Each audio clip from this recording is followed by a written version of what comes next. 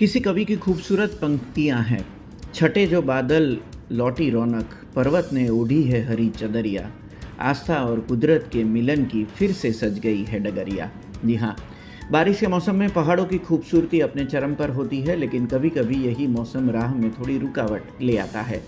गुजरात के जूनागढ़ से ये खबर सामने आ रही है। जूनागढ़ से राहत भरी खबर मिल रही है। गिरनार पर्वत के लिए दर्शन को आतुर श्रद्धालुओं और पर्यटकों का इंतजार अब खत्म हो रहा है। जी हाँ, मौसम विभाग की चेतावनी के चलते पिछले 8 दिनों से बंद पड़ा गिरनार रोपवे आज 9वें दिन मौसम अनुकूल होने के साथ आखिरकार फिर से शुरू कर दिया गया है।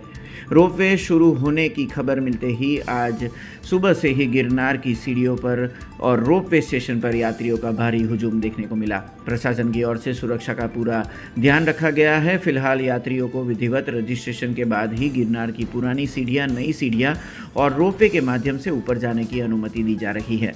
और दर्शकों, इस सफ़र की सबसे खूबसूरत बात यह है कि पिछले दिनों हुई बारिश के कारण पूरा वन क्षेत्र एकदम हरा भरा हो गया है।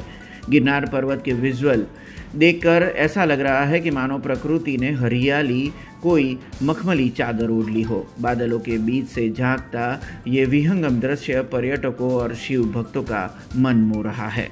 હાજી, મારું નામ નમન મણિયાર છે। અમે રાજકોટથી આવ્યા છીએ આજ સવારથી અને અહીંયા અત્યારે આપણે ચોમાસા જેવું વાતાવરણ છે, લીલુંછમ આખું ગિરનારનો આખો દ્રશ્યો છે, બહુ જોરદાર એક્સપિરિયન્સ છે।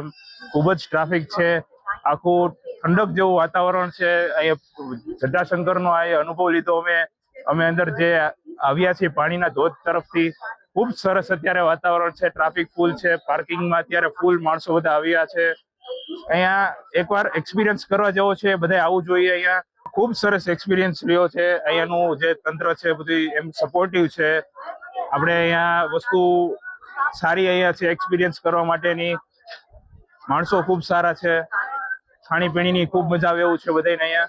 हमसे जुड़े रहने के लिए हमारे YouTube चैनल को सब्सक्राइब करें और नई वीडियो की नोटिफिकेशन के लिए बेल आइकॉन को दबाएं।